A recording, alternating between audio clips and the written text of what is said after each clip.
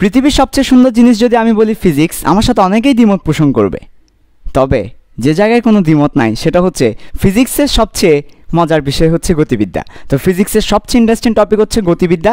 সেই গতিবিদ্যার ম্যাথগুলো করতে অনেক বেশি মজা, ঠিক আছে? গতিবিদ্যার ম্যাথগুলোতে অনেক বেশি মজা পাওয়া যায় আর কি। তো আমরা চলো গতিবিদ্যার ম্যাথগুলো একটু দেখব। তো প্রথমেই আমরা আমাদের ম্যাথ প্রবলেম 1 নম্বর ম্যাথ প্রবলেম দেখব। এই ম্যাথ প্রবলেমটা বুয়েটে এসেছে 2009 সালে। তাহলে 2009 সালে এটা বুয়েটে এই ম্যাথ প্রবলেমটা এসেছিল। আচ্ছা, তাহলে কি বলছে? আমাকে বলছে 36 কিলোমিটার পার আওয়ার বেগে গতিশীল 200 মিটার দীর্ঘ একটা ট্রেন 0.6 কিলোমিটার লম্বা একটি ব্রিজ পার হতে কত সময় লাগবে? What's the time taken by a 200 metre long train to cross 0.6 kilometre long bridge with 36 kilometre per hour velocity? What's the time taken by a 200 metre long train to cross 0.6 kilometre long bridge with 36 kilometre per hour velocity? অর্থাৎ একটা 200 metre দীর্ঘ train আছে, সে 200 metre দীর্ঘ ট্রেনটা একটা 0.6 kilometre bridge পার হবে 36 kilometre per hour বেগে। সে কত সময় লাগবে এই ব্রিজটা পার হতে? এই ব্যাপারটা আমাকে বের করে দেখাতে হবে। তো এই হচ্ছে আমাদের প্রশ্নটা। আচ্ছা, সো আমরা এখন ম্যাথ প্রবলেমে যাব। তো আমরা তো আমাদের এর আগে যে থিওরি পড়িয়েছিলাম, থিওরি ক্লাসে অনেকগুলো বেসিক দিয়েছিলাম, অনেকগুলো টেকনিক্স দেখিয়েছিলাম, ওইগুলোকে অ্যাপ্লাই করে আমরা করার ট্রাই করব। আচ্ছা, খুবই সহজ, ভয় পাওয়ার কিছু নেই। তো আমাদের কিছু তোমাদেরকে শর্টকাট টেকনিক সহ বা কিছু আসলে ট্রিক সহ বলে দিই। তো এগুলো একটু আমাদেরকে মাথায় রাখতে হবে। যেমন একটা বিষয় হচ্ছে, আমরা সবসময় দেখব আমাদের পরীক্ষার মধ্যে যদি আমাকে ভ্যালোসিটি দেওয়া থাকে, 2 ধরনের ভ্যালোসিটি বা 3 ধরনের ভ্যালোসিটি সবচেয়ে বেশি দেয়।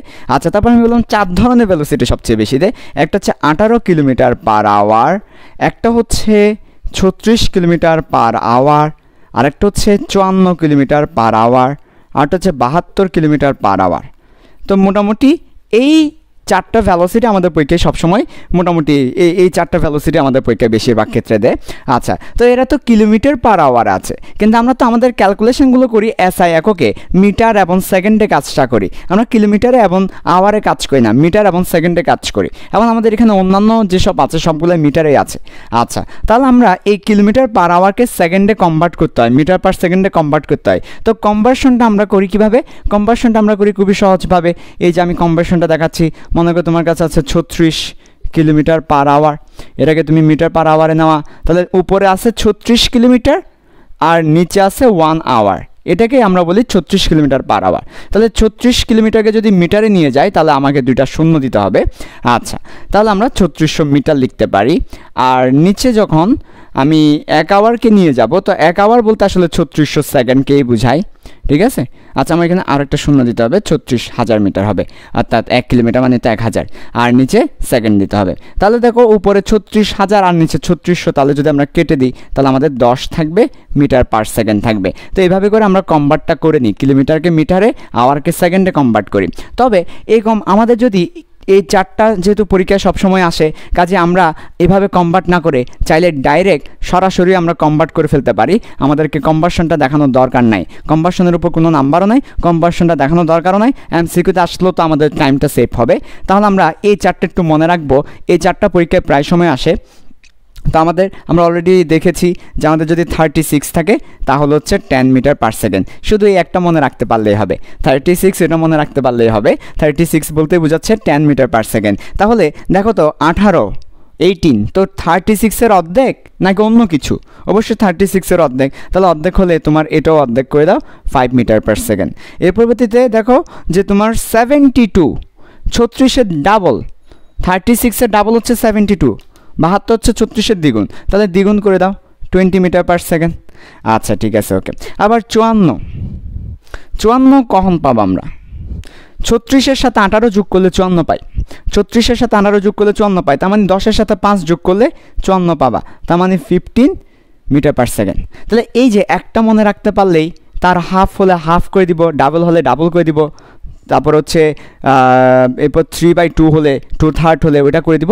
তাহলে এভাবে করে আমরা মোটামুটি ডাইরেক্ট কনভার্সন করে ফেলতে পারি। তাহলে আমাদের সবসময় আমাদের যদি এই ধরনের কিছু আসে আমরা ডাইরেক্ট কনভার্সনে চলে যাব, আমাদের কোনো দরকার নাই সেটাকে আবার মিটারে নেওয়ার, আওয়ারে নেওয়ার, ক্যালকুলেট করার এই কাজটা আমাদের আর করার দরকার পড়বে না যদি আমাদের এইটুকু জানা থাকে। আবার অনেক সময় দেখা যায় 108 কিলোমিটার পার আওয়ার দেয়, 108 দিয়ে দেয়। তো 108 হচ্ছে 36-এর কয় গুণ অথবা 18-র কয় গুণ, ওইটা আমাদেরকে দেখতে হবে। 108 হচ্ছে 36-এর 3 গুণ। 36কে যদি আমরা 3 দ্বারা গুণ করি তাহলে এটা হয়, তাহলে 3 গুণ মানে 30 মিটার পার সেকেন্ড। 36-এর গুণিতক থাকলে আমরা খুব সহজে উইদাউট ক্যালকুলেশন ডাইরেক্ট কনভার্ট করে ফেলতে পারি। আচ্ছা, তো আমাদের এই প্রশ্নে খেয়াল করো কত দেওয়া আছে, 36 কিলোমিটার পার আওয়ার দেওয়া আছে। তাহলে 36 কিলোমিটার পার আওয়ার বলতেই আমরা মনে রাখছি যে 10 মিটার পার সেকেন্ড হবে। এটা আমাদের আর কোনো দরকার নেই ক্যালকুলেট করার, আমরা সরাসরি মনে রাখবো এটা যে 36 থাকলেই 10 মিটার পার সেকেন্ড হবে। এরপর 36-এর অর্ধেক থাকলে 5 হবে, ডাবল থাকলে 72 থাকলে 20 হবে, 54 থাকলে 15 হবে। এটুকু একটু মনে রাখতে হবে আমাদেরকে আমাদের টাইম সেভ করার জন্য। টাইম সেভ করার সাথে 36 হলে 10 হবে, 18 হলে 5 হবে, 72 হলে 20 হবে। এই বিষয়গুলো একটু মাথায় রাখতে পারলে ভালো। আর মাথায় না থাকলে, আর যদি আমাদের নার্ভাস লাগে, যদি মনে হয় ভুল হবে এই ধরনের একটা অবস্থা দেখা যায়, তাহলে আমরা একটু কষ্ট করে শুদ্ধি পরীক্ষা করে নেব বের করে। ওকে, তাহলে এবার আমরা মূল সলিউশনে চলে যাই। আমাদের মূল সলিউশনটা একটু ভালো করে খেয়াল করো। তাহলে এই ম্যাথের মূল সলিউশন আমাকে দেখো যে দেওয়া আছে 36 কিলোমিটার পার আওয়ার বেগে গতিশীল। ঠিক আছে, এত বেগে গতিশীল এমন বলে নাই যে একটা ট্রেন স্থির অবস্থা থেকে যাত্রা শুরু করে আস্তে আস্তে তার বেগটা বৃদ্ধি পেল, তার স্পিডটা আপ হলো, এটা কিন্তু বলে নাই। আমাকে বলে নাই যে ওই ট্রেনটা রেস্ট থেকে যাত্রা শুরু করছে স্থির অবস্থা থেকে। আমাকে বলছে সে এত বেগে যাচ্ছিল এবং স্টিল নাও সে এত বেগেই যাচ্ছে, এই ধরনের কথাটা বুঝাইছে। 36 কিলোমিটার পার আওয়ার বেগে গতিশীল, তার মানে সে আগেও 36 কিলোমিটার পার আওয়ার বেগে গতিশীল ছিল, সে এখনও 36 কিলোমিটার পার আওয়ার বেগে গতিশীল আছে। আচ্ছা, এরকম যখন আগেও ছিল এখনও আছে, স্পিড আপ ডাউন করে নাই, আগেও ছিল এখনও আছে, স্পিড আপ ডাউন করে নাই, এরকম যখন কোনো কিছু বুঝাবে তাহলে আমাকে বুঝে নিতে হবে যে ওইটা আসলে ইউনিফর্ম ভ্যালোসিটিতে আছে, সমবেগে গতিশীল। যখন আমাকে আমার প্রশ্নের ভাষা, প্রশ্নের ল্যাঙ্গুয়েজটা ভালো করে ধরতে জানতে হবে, তাহলে অ্যাকচুয়ালি গতির ম্যাথকে খুবই মজা পাবে। তাহলে আমাকে বলছে 36 কিলোমিটার পার আওয়ার বেগে গতিশীল, ঠিক আছে, উইথ 36 কিলোমিটার পার আওয়ার ভ্যালোসিটিতে সে কি গতিশীল, মুভিং, ট্রাভেলস করছে। এমন না সে স্থির অবস্থা থেকে যাত্রা শুরু করেছে, তার স্পিডটা বৃদ্ধি পাচ্ছে, এমন কোনো কথা বলা নাই। জাস্ট বলা আছে সে এত বেগে যাচ্ছিল এবং এখনও যাচ্ছে, তাহলে সে এই বেগটাতেই যাচ্ছে, সমবেগে গতিশীল। ওকে, এটা হচ্ছে আমার এই লাইনের হিন্টস। এই লাইনটা পড়লাম এবং একটা হিন্টস পেলাম যেটা সমবেগে গতিশীল, 1 নাম্বার হিন্টস। এভাবে প্রশ্নের ভাষা পড়ে বাংলা কিংবা ইংলিশ গ্রামারের উপর ভিত্তি করে হিন্টসগুলা, বেসিকগুলা নিয়ে আসা দরকার। যদি তুমি প্রশ্নের ভাষা বুঝতে পারো তাহলে তুমি গতির যে কোনো অঙ্ক খুব সহজে করতে পারবে। কিন্তু প্রশ্নের ভাষা বোঝাটা এত সহজ না। প্রশ্নের ভাষা বোঝার জন্য বেসিক দরকার, প্রশ্নের ভাষা বোঝার জন্য বাংলা ব্যাকরণ পারা দরকার, ইংলিশ গ্রামার পারা দরকার। কারণ তো প্রশ্ন বাংলা ইংলিশে থাকবে, তাই না? ইংলিশ ভাষণে যারা আছো তাদের ইংলিশ বোঝা দরকার, বাংলা ভাষণে যারা আছো বাংলা বোঝা দরকার। ওকে, সমবেগে গতিশীল। এর পরবর্তীতে বলছে দেখো ভালো করে, তাহলে সমবেগে গতিশীল ভ্যালোসিটিটা দেওয়া আছে 36 কিলোমিটার পার আওয়ার। আমরা ডাইরেক্ট কনভার্ট করলে 10 মিটার পার সেকেন্ড পাচ্ছি। এরপর বলছে 200 মিটার দীর্ঘ একটা ট্রেন 0.6 কিলোমিটার দীর্ঘ একটা ব্রিজ পার হতে কত সময় লাগবে। তো প্রথমেই আসি, সমবেগে গতিশীল বস্তুর সূত্র কি? সমবেগে গতিশীল বস্তুর সূত্র হচ্ছে আমাকে আমরা জানি S = VT। সো আমাকে টি বের করতে বলেছে, তাহলে টি হবে, টিকে রেখে ভিকে পাঠিয়ে দিলে S/V। Already V is given 10 meter per second. Now I have to find out S কত সেটা আমাকে ক্যালকুলেট করতে হবে। এখন S যদি আমি বের করতে পারি তাহলে কিন্তু আমার টাইম বের হয়ে যাবে। তাহলে অঙ্কটা খুবই সিম্পল। এখন আমাকে জাস্ট Sটা বের করতে হবে। তো দেখো ভালো করে, তাহলে S কত হবে? অনেকে বলে দিবে ভাইয়া 0.6 কিলোমিটার একটা ব্রিজ পার হচ্ছে না, তাহলে তো S 0.6 কিলোমিটার অর্থাৎ 600 মিটার। 0.6 কিলোমিটার বলতে তো 600 মিটারকে বোঝাই, তাহলে ভাই আমার S তো 600 মিটার, অনেকে 600 মিটার দিয়ে করে দিবে। কিন্তু না, বুয়েট আশঙ্ক, বুয়েট মানেই দেখে মনে হবে খুবই সহজ, চিনি কিন্তু ভেজালের গন্ধ থাকবে নাকের মধ্যে। হ্যাঁ, সো ভেজাল কিন্তু আছে। আমাকে আবার 200 মিটার দীর্ঘ একটা ট্রেন বলে দিছে, আমার কিন্তু ট্রেনের লেন্থ উল্লেখ করে দিল। নর্মালি আমরা যেসব গতির অঙ্কগুলো করি ওইখানে এরকম কোনো যেই মুভিং অবজেক্ট অথবা যে ট্রাভেলস করতেছে, যে গতিশীল বস্তু, তার লেন্থ বলে দেওয়া থাকে না, শুধুমাত্র সে যেটুকু ডিস্টেন্স ক্রস করছে সেটা দেওয়া থাকে। এখানে কিন্তু ট্রেনের লেন্থ দেওয়া আছে, আবার সে 0.6 কিলোমিটার ব্রিজ ক্রস করবে। তাহলে এই জায়গায় কিন্তু S কত হবে সেটা নিয়ে অনেকেরই কনফিউশন তৈরি হবে। আচ্ছা দেখো S কত হবে। তো এটার জন্য এই যে S কত হবে সেটা বোঝার জন্য কিন্তু আমাদের 3টা ফিগার ড্র করা দরকার। আমরা এখন আমাদের 3টা ফিগার ড্র করে তোমাদেরকে সেই জিনিসটা বুঝাবো। এই প্রশ্নে S কত আসলে। হ্যাঁ, আচ্ছা ঠিক আছে, তার পরবর্তীতে আসলে আমরা অঙ্কটা করতে পারবো 3টা ফিগার ড্র করে। তাহলে দেখো ফার্স্ট ফিগার ভালো করে খেয়াল করো যে আমার এই যেটা হচ্ছে আমাদের ট্রেন, এটা হচ্ছে আমাদের ট্রেনটা। ট্রেনের এই মাথাকে একদম শুরুর মাথাকে আমি বললাম এ, ট্রেনের শেষের মাথাকে আমি বললাম বি। তাহলে ট্রেনের শুরুর মাথাকে একদম আমি এভাবে করে দিলাম, এটা হচ্ছে ট্রেনের মনে করো শুরুর মাথা, আর এটাকে মনে করো আমি এভাবে দিলাম ট্রেনের শেষের মাথা। আচ্ছা যাই হোক, খুব odd looking train by the way, আমি বুঝাতে পারলে হবে। তাহলে ট্রেনের শুরুর মাথা, ট্রেনের শেষ মাথা, তো এটা বোঝানোর জন্যই আমি এ এবং বি দিলাম। তাহলে ভালো করে খেয়াল করো, ট্রেন যাচ্ছে, তাহলে আমার এটা হচ্ছে ট্রেন, এই যে যাচ্ছে ট্রেনটা, এটা এ বিন্দু, এটা বি বিন্দু। আচ্ছা ঠিক আছে, ওকে। তাহলে এই বিন্দুটার নাম কি? এই বিন্দুর নাম হচ্ছে এ, এই বিন্দুটার নাম হচ্ছে এ, ওকে। এরপর এটা হচ্ছে ব্রিজ, এটা হচ্ছে আমাদের ওই যে ব্রিজটা সে অতিক্রম করবে সেটা। আচ্ছা ঠিক আছে, ওকে, ব্রিজ আর কি, ঠিক আছে, নাইস, সুন্দর, ভালো করে খেয়াল করে এবার, ওকে। এর পরবর্তীতে এবার আর একটা ফিগার আমি ড্র করব এখানে। এটা কিন্তু ব্রিজ আমি ঠিক রাখলাম, ওকে, আর এটাকে বললাম বি বিন্দু। আচ্ছা, এবার ট্রেনটা মনে করো মাঝপথে কোথাও আসলো, মনে করো ট্রেনটা এই জায়গায় চলে আসলে। এবার তাহলে ট্রেনটা যদি এই জায়গায় চলে আসে, তাহলে আমার আবার সেই সেমভাবে এটা হবে আমার এ বিন্দু, এটা হবে আমার বি বিন্দু, এখন ট্রেনটা এদিকে যাচ্ছে।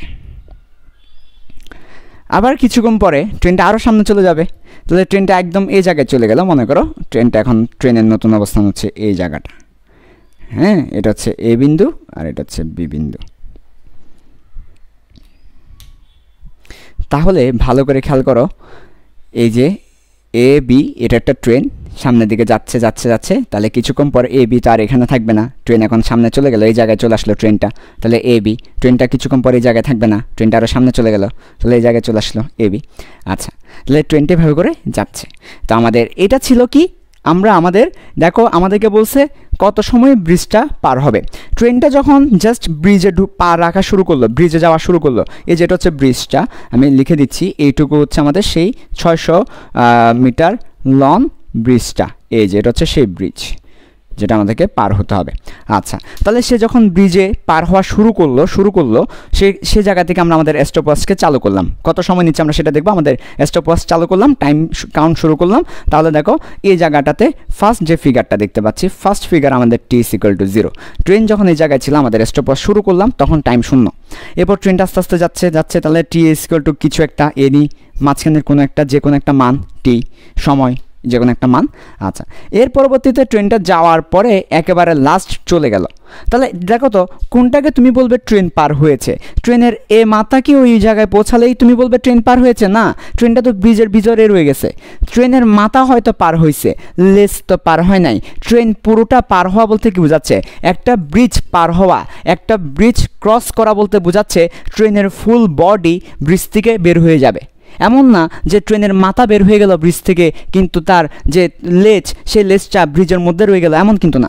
এরকম হলে সেটাকে আমরা ব্রিজ পার হওয়া বলি না, যে অর্ধেক বাইরে অর্ধেক ভিতরে, এটাকে আমরা বলবো না যে ব্রিজ পার হয়েছে। ব্রিজ পার হয়েছে বলতে বোঝাচ্ছে ফুল বডি ব্রিজ থেকে বের হয়ে যেতে হবে। তার মানে এই যে আমার 3 নম্বর যে ফিগারটা, 1 2 3 1 2 3, 3 নম্বর ফিগারটাকে আমরা বলবো ট্রেনটা ব্রিজ পার হয়েছে। 2 নম্বর ফিগার আমরা বলবো না ট্রেনটা ব্রিজ ক্রস করছে, কারণ সে এখনও তার বডি কিন্তু ব্রিজের ভিতরে আছে।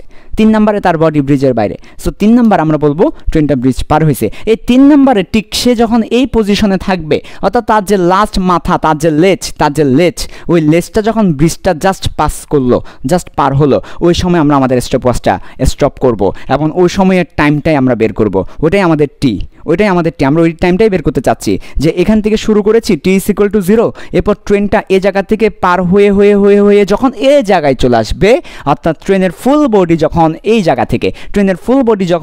জায়গা থেকে শুরু করে পুরো ব্রিজটা পার হয়ে এই জায়গায় চলে যাবে, তখন আমাদের স্টপওয়াচটা অফ করব, তখন এর টাইমটা টি, ওই টাইমটা আমরা কাউন্ট করব। বুঝতে পারছি? ওকে, তাহলে দেখো সেই কাজটা কীভাবে করতে পারি। তো এই ছিল আমাদের ম্যাথের কনসেপ্টটা। এই অঙ্কের কনসেপ্টটা ছিল আসলে এই কনসেপ্টটার উপর ভিত্তি করে অঙ্কটা করা। অনেকে 600 বসাই দেয়, 600 বসালে কিন্তু হবে না। এবার ভালো করে খেয়াল করো। তাহলে যখন টাইম ইজ ইকুয়াল টু 0, তখন আমার এই যে ভালো করে খেয়াল করো, ট্রেনটা এই জায়গায় ছিল, এখন ট্রেনটা এই জায়গায় চলে গেছে। তাহলে সে টোটাল দেখো আমার এ পয়েন্টে কী পরিমাণ সরণ হয়েছে, আমরা যে কোনো একটা পয়েন্ট নিয়ে কাজ করলে হবে। দেখো এ পয়েন্টের কী পরিমাণ সরণ হয়েছে। এ পয়েন্ট আগে কোথায় ছিল? এ পয়েন্ট আগে এখানে ছিল, আমরা দেখাচ্ছি এ পয়েন্টটা এই জায়গায় ছিল, এই যে এটা হচ্ছে এ পয়েন্ট। এর পরবর্তীতে টি ইকুয়াল টু টি যখন, তখন এ পয়েন্ট কোথায়, তখন এ পয়েন্ট এই জায়গায় চলে আসছে, এই যে এ পয়েন্ট এই জায়গায় চলে আসছে। তাহলে দেখো আমাদের টোটাল সরানো হচ্ছে এইটুকু, এই যে এ পয়েন্টটা এই জায়গায় চলে আসছে যখন টি ইকুয়াল টু টি, এ পয়েন্টটা এই জায়গায় চলে আসছে যখন টি ইকুয়াল টু টি, আর এ পয়েন্টটা এই জায়গায় ছিল যখন টি ইকুয়াল টু জিরো, যখন টি ইকুয়াল টু জিরো তখন এ পয়েন্ট এই জায়গায় ছিল, পরবর্তীতে টি ইকুয়াল টু টির সময় এ পয়েন্ট এই জায়গায় চলে আসছে, যে দেখো টি ইকুয়াল টু টি যখন এ পয়েন্ট এই জায়গায় চলে আসছে। তাহলে এই যে পুরোটা দেখতে পাচ্ছ, এই পুরোটাই হচ্ছে আসলে টি ইকুয়াল টু জিরো থেকে শুরু করে টি ইকুয়াল টু টি পর্যন্ত টি সময় ধরে সরণটা, ট্রেনটা টি সময় ধরে কতটুকু সরে গেছে সেই সরণটা। তাহলে দেখো এইটুকু হচ্ছে 600 মিটার, এটা হচ্ছে ব্রিজ, এইটুকু হচ্ছে 600 মিটার ব্রিজ, আর এইটুকু হচ্ছে ট্রেনের লেন্থ, ট্রেনের দৈর্ঘ্যটা, ট্রেনের লেন্থ কত 200 মিটার, তাহলে এইটুকু হচ্ছে 200 মিটার। তাহলে বুঝাতে পারছি? তাহলে একটু ভালো করে খেয়াল করো তো, এটা হচ্ছে ব্রিজ 600 মিটার, ব্রিজ 600 মিটার, এই যে ব্রিজটা 600 মিটার আর এটা 200 মিটার। তাহলে এই যে এই বিন্দুটা টাইম ইকুয়াল টু জিরো থেকে কতটুকু সরে গেছে, 600 প্লাস 200, 800 মিটার সরে গেছে। এই যে টি ইকুয়াল টু যখন টি তখন সে এই জায়গায়, তার মানে টোটাল কতটুকু সরছে, কতটুকু সরানো হয়েছে 800। তাহলে আমাদের এই অঙ্কে এস এর মান কত, এই অঙ্কে এস এর মান হচ্ছে 800 মিটার। তো এই যে এস এর মান যে 800, এই কনসেপ্টটা বোঝানোর জন্যই আমি 3টা ফিগার ড্র করে এভাবে করে দেখিয়েছি। কারণ এই যে এস এর মান 600 নিব না 800 নিব, এটা নিয়ে অনেকেরই কনফিউশন। যখন এরকম কোনো একটা ট্রেন একটা ব্রিজ পার করবে, অবশ্যই তাকে ফুল বডি পার হয়ে যেতে হবে। তো ফুল বডি পার হয়ে যাওয়ার অর্থ হচ্ছে তাকে ব্রিজের দৈর্ঘ্যটা পার হতে হবে প্লাস তার নিজের দৈর্ঘ্যটা পার হতে হবে, ফুল বডি পার হতে হবে। তাহলে তার ফুল বডির লেন্থও আমাকে সরণের সাথে অ্যাড করতে হবে। তাহলে আমার এস হবে 600 প্লাস 200, মোট 800 মিটার। আর ভি তো দেওয়াই আছে, সো এখন টাইম বের করব। So time is equal to S by V. So time is equal to S by V. S এর মান হচ্ছে 800, ভি এর মান 10, তাহলে হচ্ছে কত, তাহলে হচ্ছে 80 সেকেন্ড। তার কত সেকেন্ড লাগবে, তার 80 সেকেন্ড সময় লাগবে পুরো ব্রিজটা পার হতে। 80 second will be taken by the train. Okay, তো এই হচ্ছে আমাদের একটা খুবই একটা ম্যাথ, গতিবিদ্যার খুবই মজার একটা ম্যাথ। আশা করি মজা পেয়েছো। তো এরপর আরও মজার ম্যাথ দেখবো আমরা, চলো।